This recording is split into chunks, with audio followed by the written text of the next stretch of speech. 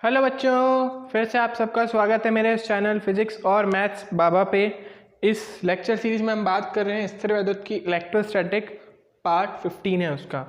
Last lecture में हमने बात जो करी थी वो कर ली थी इलेक्ट्रिक डायपोल यानी द्विध्रुव। एक विद्युत द्विध्रुव क्या होता है कि भाई हमने कोई दो आवेश लिए हैं जिनका परिमाण यानी मैग्नीट्यूड इक्वल है और इनको किसी डिस्टेंस पर रख दिया, जो सिस्टम बनेगा, जो निकाय बनेगा उसको अपन डायपोल बोल रहे थे। उसकी वजह से डायपोल मूवमेंट हमने पढ़ लिया था, डायमेंशन वगैरह सब देख ली थी उसके बारे में, यूनिट वगैरह। उसके बाद मैंने आपको बोला था उसके अंदर हम दो चीज़ों के बारे में बात करेंगे, इलेक्ट्रिक फील्ड की इंटेंसिटी एक्सियल पॉइंट पे यानी अक्षीय बिंदु पर विद्युत क्षेत्र की तीव्रता, और दूसरा मैंने आपको बोला था निरक्षीय बिंदु पर विद्युत क्षेत्र की तीव्रता। अक्षीय बिंदु का मतलब मैंने आपको समझा दिया था, उसी के एक्सेस पे कोई पॉइंट होगा, और निरक्षीय यानी इक्विटोरियल पॉइंट का मतलब था उन दोनों से इक्वल डिस्टेंस पे एक ऐसा पॉइंट जो उनके एक्सेस पे ना हो, उसके ऊपर अपन को इलेक्ट्रिक फील्ड की इंटेंसिटी निकालनी थी। इसमें से एक लेक्चर ऑलरेडी अपन कवर कर चुके हैं एक्सियल वाला, आज अपन बात करेंगे इक्विटोरियल वाले की। This is the most important, most very very important है ये, बहुत एग्जाम है, बहुत फ्रीक्वेंटली पूछा जाने वाला क्वेश्चन है। ऑल्दो इसमें कुछ नहीं है लेकिन बच्चों को पता नहीं क्यों समझ नहीं आता। आज हम देखेंगे अच्छे से तरीके से, आपको समझाते हैं। पहले तो मतलब समझना है अपन को कि पूछ क्या रहा है, क्योंकि एग्जाम में मोस्टली टाइम बच्चे इसी बात से कंफ्यूज हो जाते हैं कि किस में कौन सी डेरिवेशन करनी थी। तो ढंग से समझे क्या लिखा है भाई। एक डायपोल है, electric field intensity due to a dipole, मतलब एक डायपोल की वजह से इलेक्ट्रिक फील्ड की इंटेंसिटी अपन से पूछ रहा है। किस पॉइंट पर पूछ रहा है? इक्विटोरियल पॉइंट पर पूछ रहा है। विद्युत क्षेत्र की, देखो द्विध्रुव के कारण निरक्षीय बिंदु पर विद्युत क्षेत्र की तीव्रता। मेन सिंपल सा टॉपिक है भाई। एक डायपोल ले लिया अपन ने, जो डायपोल हमने पहले लिया था वही ले रहा हूँ मैं, पॉजिटिव है और ये नेगेटिव चार्ज, ठीक है। दोनों के बीच का डिस्टेंस अपन को दे रखा है 12। अब अपन को बोला इक्विटोरियल, मैंने आपको लास्ट टाइम भी मतलब समझाया था इक्विटोरियल का मतलब क्या होता है। इक्विटोरियल का मतलब होता है दोनों चार्जेस से इक्वल डिस्टेंस पे एक ऐसा पॉइंट जो इसके सेंटर से पास होता हो, ठीक है। मतलब समझे, दोनों चार्जेस से इक्वल डिस्टेंस पे मारकर इक्वल डिस्टेंस पे एक ऐसा पॉइंट जो कि इसके सेंटर से पास होता हो, उसको अपन क्या बोलेंगे? इक्विटोरियल। जैसे मैं एक पॉइंट यहाँ पर बना देता हूँ, इससे और इससे इक्वल डिस्टेंस पे भी है और इसके सेंटर से भी पास हो रहा है, थोड़ा इसका सेंटर बीच में बनाते हैं, ये सेंटर इसका ना, यहाँ पे भी एक पॉइंट लेता, वो भी यहीं कहीं होता, मतलब इसी लाइन में कहीं ना कहीं, यानी इसका जो परपेंडिकुलर बाइसेक्टर होगा, समद्विभाजक होगा, लंब समद्विभाजक जो होगा, उसी पे कहीं ना कहीं वो पॉइंट दे रखा होगा। तो मैं यहाँ पे पी पॉइंट मान लेता हूँ। जैसा मैंने आपको बोला था, कभी भी आपको क्वेश्चन देगा तो सेंटर से डिस्टेंस दे रहेगा, तो सेंटर से यहाँ से डिस्टेंस मैंने कितनी मानी उसकी एक्स। तो क्या क्या दे रखा है, इन डायपोल पे कितना चार्ज है, डायपोल के बीच के अंदर डिस्टेंस कितना है, और उसके सेंटर से उस पॉइंट की डिस्टेंस कितनी। तीन चीज़ें मैंने आपको बोला था देगा, वही तीन चीज़ें यहाँ पे भी दी हुई है। इस पॉइंट के ऊपर इलेक्ट्रिक फील्ड की इंटेंसिटी हमको निकालनी है, समझते हैं। तो प्लस की वजह से मैंने आपको बोला था इलेक्ट्रिक फील्ड की इंटेंसिटी हमेशा किस डायरेक्शन में होगी? आउटवर्ड, यानी ई प्लस की वैल्यू कहाँ पे हो गई? इस डायरेक्शन में, क्योंकि आउटवर्ड होता है ना ई प्लस की वजह से। और नेगेटिव की वजह से कहाँ पे होता है? अंदर की तरफ। तो इसकी डायरेक्शन जो है इसी के एक्सेस, इनके सेंटर को मिलाने वाले एक्सेस के अबाउट कहाँ की तरफ होगी? अंदर की तरफ। तो ये हमारे पास हो गया ई माइनस, इसी के अलॉन्ग है, तो ये हमारे पास हो गया ई नेगेटिव, ठीक है। अब क्योंकि इस बात से तो कोई कुछ प्रॉब्लम ही नहीं है, क्योंकि इससे भी इक्वल डिस्टेंस है, इस पे भी इक्वल डिस्टेंस पे, तो इनके एरो जो इक्वल लेंथ के बनेंगे, ठीक है। अब इतनी बात तो समझ आती है कि जो भी रिजल्टेंट होगा वो इन दोनों के कहीं ना कहीं बीच में ही होगा, ठीक है, क्योंकि दोनों इक्वल लेंथ के हैं, तो कहीं ना कहीं जो इनका रिजल्टेंट है वो कुछ इस डायरेक्शन में होगा, ठीक है। तो ये इनका ई, इसको इक्विटोरियल बोल देते हैं, ठीक है। हिंदी में ई निरक्षीय, इसकी वैल्यू अपन को निकालनी है, ठीक है। तो इसकी डायरेक्शन का यही होगी। अब ज़रा ध्यान से सुने, मैंने आपको पी की डायरेक्शन लास्ट टाइम बोली थी पॉजिटिव से नेगेटिव की तरफ, ये पी की डायरेक्शन हो गई वेक्टर की, है ना। और ई की डायरेक्शन हमारे पास किधर आ रही है? इधर। याद करिए लास्ट में पी की डायरेक्शन भी इधर आ रही थी और ई की डायरेक्शन भी इधर आ रही थी, तो दोनों की डायरेक्शन सेम थी, इसलिए लास्ट में जो फॉर्मूला आया था वेक्टर फॉर्म में, सदिश रूप में, उसमें प्लस था। लेकिन जब अपन इसका फॉर्मूला लिखेंगे, क्योंकि दोनों की डायरेक्शन अपोजिट है, तो जब अपन फॉर्मूला लिखेंगे तो इसके वेक्टर फॉर्म के अंदर नेगेटिव आएगा, ठीक है। यहाँ से आप देख के समझ सकते हैं। अब बात है इस ई प्लस की वैल्यू निकालनी है और ई नेगेटिव की वैल्यू निकालनी है। उसके बाद जब हम ई रिजल्टेंट यानी या ई निरक्षीय या इक्विटोरियल पे पहुंच पाएंगे। तो अब बात यह है कि पहले के केस में डायरेक्ट डिस्टेंस अपन को पता था, इसमें डिस्टेंस अपन को डायरेक्ट नहीं पता, कोई बात नहीं, हम यहाँ पे पाइथागोरस लगा सकते हैं। ये डिस्टेंस हमको एल पता है, यानी पाइथागोरस प्रमेय जो अपन ने पढ़ी है, पाइथागोरस थ्योरम, ये एक्स है, ये एल है, तो इनके बीच का जो डिस्टेंस है सीधा सीधा पाइथागोरस से रूट में x square plus l square हो गया। सेम डिस्टेंस इसके लिए भी होगा, इस वाले के लिए भी सेम ही होगा, मैं नहीं लिख रहा हूँ। तो जब मैं ई प्लस की वैल्यू निकालूंगा तो ई प्लस की वैल्यू हमारे पास कितनी आ जाएगी, के क्यूब अपॉन डिस्टेंस कितना है इन दोनों के बीच का, root of x square plus l square. यही वैल्यू किसकी भी होगी, ई नेगेटिव की होगी, क्योंकि दोनों के बीच का डिस्टेंस वही सेम ही है। लेकिन हमें ई प्लस या ई माइनस से मतलब नहीं है, हमको तो इसके टुकड़े करने पड़ेंगे, घटक करने पड़ेंगे, इसका वियोजन करना पड़ेगा, ठीक है, इसको ब्रेक करना पड़ेगा। तो अब मेरे को पहले तो इसके अंदर एंगल पता होना चाहिए कि भाई इसके साथ कितना एंगल बना रहा है। तो क्योंकि मुझे एंगल नहीं दे रखा तो मैं ऐसा मान के चल रहा हूँ कि यहाँ पे एंगल कितना है, थीटा। नहीं दे रखा, मैंने माना है। तो यहाँ पे अगर एंगल थीटा है तो जेड बनता हुआ दिख रहा होगा, एकांतर कोण, ऑल्टरनेट इंटीरियर एंगल, तो यहाँ पे भी एंगल कितना हो गया, थीटा हो गया, ठीक है। तो इतनी बात तो समझ आ गई कि भाई जो हमारा नेगेटिव चार्ज है उसके साथ कितना एंगल बना रहा है, थीटा एंगल बना रहा है, ठीक है।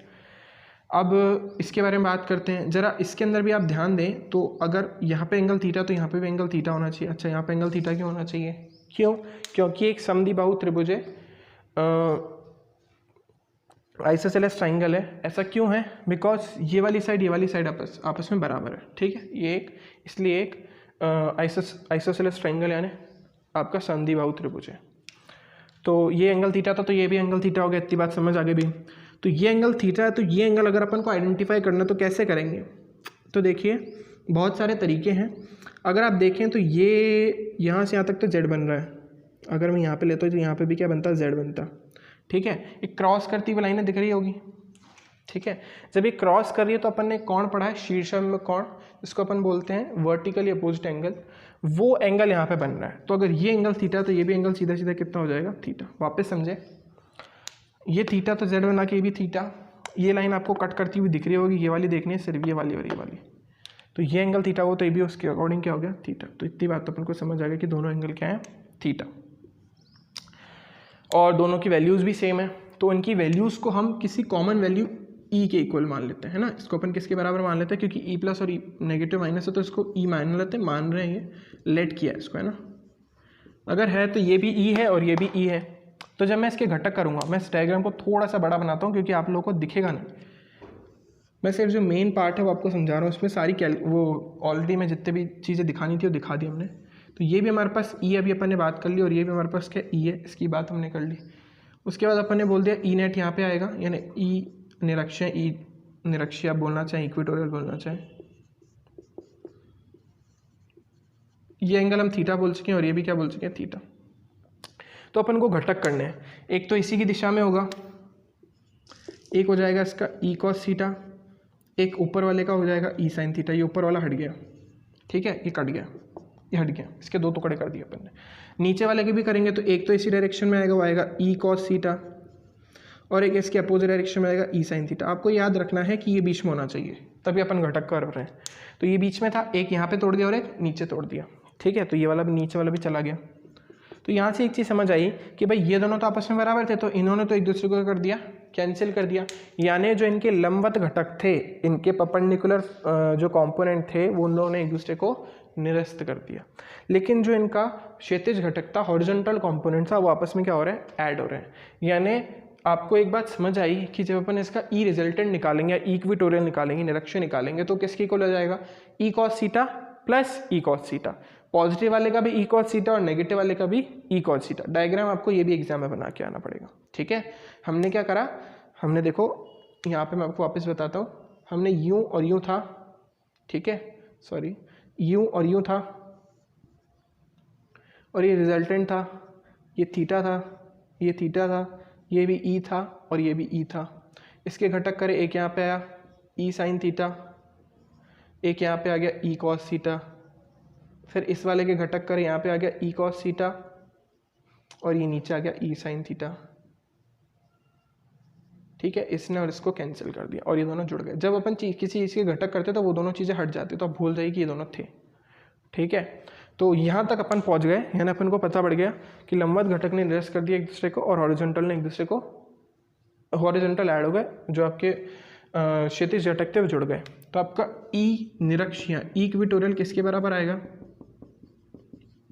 निरक्षीय बोल रहे हैं इसको हम, वो किसके बराबर आएगा, ई कॉस थीटा प्लस वाले का प्लस ई, देखो प्लस वाले के लिए प्लस और ई माइनस वाले के लिए माइनस, तो वैसे दोनों सेम ही है तो आप ई भी लिखेंगे तो भी कोई इशू नहीं है। अच्छा, ई पॉजिटिव की वैल्यू कितनी है, k q upon root of x square plus l square cos theta, और इसकी भी k q upon root of x square plus l square, और ये आ गया हमारे पास कॉस थीटा। आपको एग्जाम में लिखना है क्षैतिज घटक जुड़ेंगे और जो आपके ऊर्ध्वाधर घटक है वो एक दूसरे को निरस्त कर देंगे। इंग्लिश में horizontal component vertical component of the E plus and E minus cancel each other and horizontal component of E plus and E negative add up, ठीक है, और in the direction of E equatorial, ठीक है, कुछ भी बोल सकते हो आप कि इनकी डायरेक्शन में या एक दूसरे से जुड़ रहे हैं, कुछ भी बोल दीजिए। तो ये हमारे पास आ गया, दोनों सेम है तो उसको अपन क्या लिखेंगे 2kq upon root of x square plus l square, और ये हमारे पास आ गया कॉस थीटा। सब कहानी ठीक है, सिर्फ इस कॉस थीटा की समस्या है। तो देखते हैं यहाँ पे ये थीटा दिख रहा है, थीटा के अंदर अगर अपन को ऐसे कॉस थीटा की वैल्यू निकालनी तो वो किसकी इक्वल होता है, आधार बट्टा कर्ण, बेस अपॉन हाइपोटेन्यूस। बेस कितना है यहाँ पे एल, यहाँ से देख लो पहले एल, और ये हाइपोटेन्यूस, तो कॉस थीटा की वैल्यू हमारे पास कितनी आ गई, ये आपको साइड में करना, मेन चीज़ तो ये है ना, ये हमारे पास मेन, ये सब हमारे पास ये सब मेन है, ये सब साइड में करना है। तो यहाँ से कॉस थीटा की वैल्यू में हमारे पास कितनी आ रही है,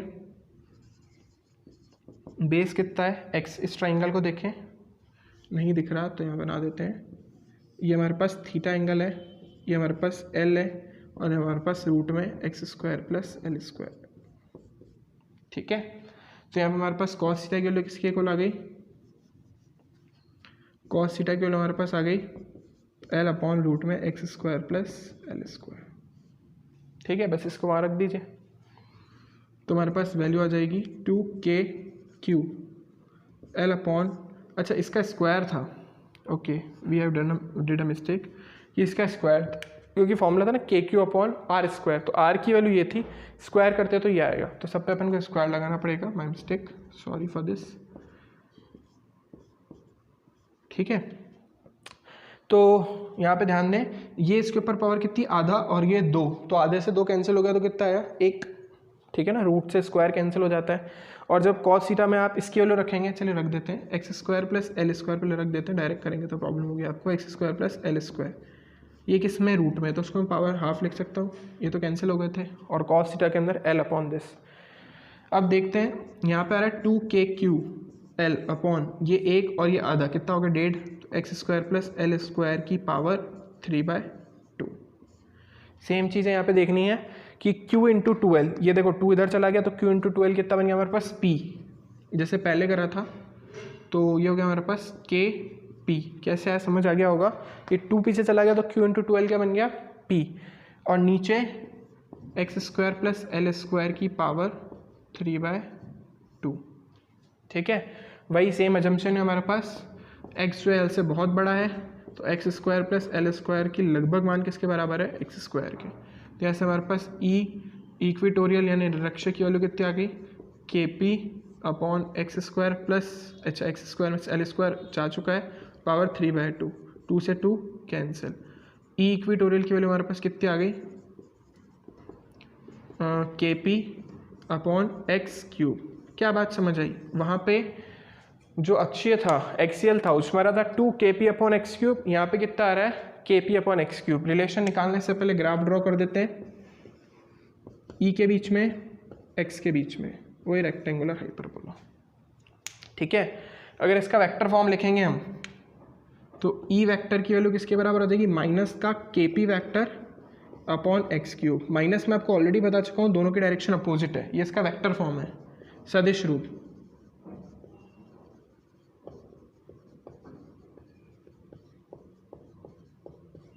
ठीक है। नोट्स नहीं मिलेंगे, यहीं से कॉपी करना है आपको इस टॉपिक के। तो यहाँ पे हमारे पास ई वेक्टर की वैल्यू आ गई है, अपोजिट था, ये पी इधर आ रहा था और ई नेट इधर आ रहा था, इसलिए दोनों की डायरेक्शन अपोजिट है। यहाँ से एक बहुत अच्छा रिजल्ट निकल के आया, वो क्या निकल के आया कि ई एक्सियल की जो वैल्यू थी वो कितनी आ रही थी हमारे पास 2kp अपॉन एक्स क्यूब, और इक्विटोरियल की कितनी आई,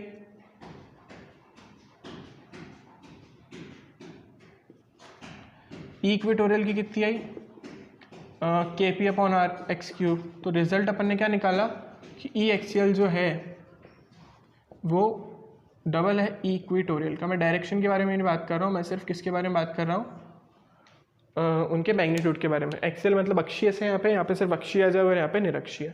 तो अक्षीय पे जो एक इलेक्ट्रिक फील्ड की इंटेंसिटी होती है, विद्युत क्षेत्र की तीव्रता, वो निरक्षीय की जस्ट डबल होती है। ये रिलेशन भी MCQs में कभी आपको मिल सकता है, ठीक है। आई थिंक सो आपको डेरिवेशन समझ आ गया होगा। हमने कुछ नहीं करा, इस ई पॉजिटिव ई नेगेटिव के कॉम्पोनेंट निकाले, एक ऊपर आ रहा था और एक नीचे ये रहा, ठीक है।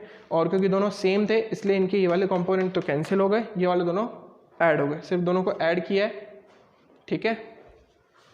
और इसके बाद यहाँ पे cos थीटा की वैल्यू लिख दी और इसको सिंपली सॉल्व कर दिया। कुछ ऐसा था नहीं इस डेरिवेशन में, बस बच्चों को प्रॉब्लम आती है इसको तोड़ने में। आपको टॉपिक को पहले समझना पड़ेगा, जब भी आप उस पर मास्टर कर सकते हैं, अदरवाइज एग्जाम में इसी चीज़ में कंफ्यूज होते रहेंगे कि इसमें कौन सा डेरिवेशन करना है, ठीक है। टॉपिक को अच्छे से समझेंगे तो सब क्लियर हो जाएगा। नहीं समझ आ रहा तो एक बार वीडियो को वापस पीछे जा कर के देखिए। ये हमारी टेक्नोलॉजी का बहुत अच्छा एक एग्जांपल है। जब हम बच्चे थे, छोटे थे, तो हमको तो टीचर एक बार जो बोल दिया वही सुनना पड़ता था। आपके पास रिकॉर्डेड लेक्चर है, उसको आराम से देखें, शेयर करें, लाइक करें, सब्सक्राइब करें। Thank you for watching this video.